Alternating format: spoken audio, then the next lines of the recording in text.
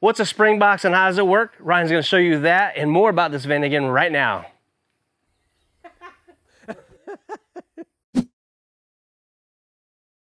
All right, you had to get a custom rack made for this. Well, Flaming River makes these different lanes. This is actually out of a Mustang, like a Fox body Mustang. We needed to get this spot to line up exactly where we wanted it, and we were lucky enough to be able to find this already made up, but we didn't have to get I mean, it's semi-custom, let's say. So this Mustang rack now, and we made our mounts for it and everything bolts up, made our own tie rods for it, and it's spot on, zero bumps there.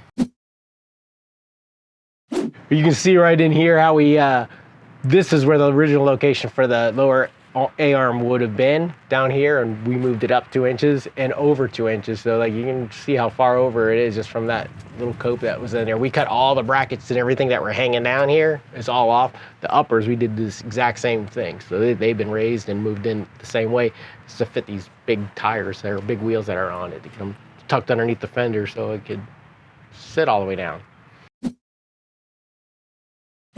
Gas tank used to be up in here, but it's just too dirt nasty low for that. So we put it up inside the treasure chest, actually a different gas tank, but yeah, it was just hanging way down here. When we set it down, it was just sitting right on the gas tank, and gas and sparks are no good.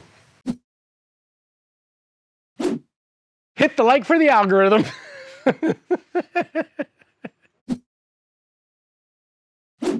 Here you can see with it all the way down, actually on the lift, the transmission can come down a little bit further. This sits on the ground, as you can see by the rub marks here. We actually raised the engine up a little bit, but he was talking about you putting maybe a TDI or a different engine in it, so we kind of held off on that part. But you can see that the angle of the axles is pretty drastic to get it to go up in here. So, but it does it. All right, the lower control arms in the rear, well, not lower, they are only control arms in the rear because it only has lowers. The same mounting points, but we've raised them, and then the cylinder had to mount all the way through it. So this is actually a big thick wall piece of hydraulic tubing. We actually made another video of it, so go back and check that out because these are really cool the way we did all this. But that cylinder had to fit in angle. That's why it's wider at the top than the bottom, and it just clears perfectly as it goes all the way up and down. They've been narrowed to bring it in so the tires would fit. These are 11-inch wide wheels, and we had to actually cope out right in here to get the tires to fit and cope out for the axles to fit. There's so much work in just this control arm to make that work like that, but it does a good job. It looks really cool. Also, frame is all notched out to clear all that as well. There's a big brace going above the transmission. I mean, it's really tied back in well.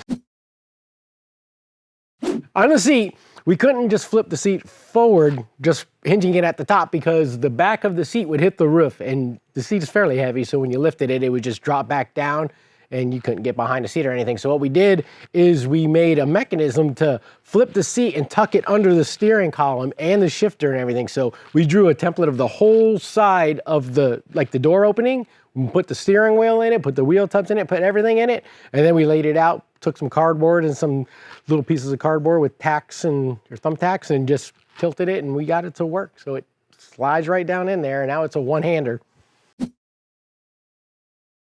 That's the spring box. So what we got there, you have a separate cylinder. There's a cylinder on each wheel and a separate cylinder in here for each wheel. The line's going to each wheel cylinder. That made it really complicated. On the spring box, what we have 4 separate cylinders, and each one of those is teed into the line for the cylinder at each wheel. So if you hit a bump, that cylinder goes up, pushes the fluid back through, and it pushes out the cylinder pushing against the spring. So we can change all those springs and put whatever load we want on each one of those sides, so we can adjust each corner, or, you know, obviously you're gonna make the front and the rear the same, but it'll make it handle perfectly fine. And that's why it drives so well the way it does now, similar to accumulators, but we can adjust it way easier than an accumulator. Okay, this thing rides amazing. These coil springs, the spring box in those, we just nailed it right the first time, I believe, with these springs. It just, sometimes you have to guess, and we just guessed right. And this is the way it rides. We have no shocks in this thing at all, but the fluid from transferring from one side to the other is kind of slowing it down a little bit. Doesn't work exactly like a shock, but man, does this thing ride good. I'd love it.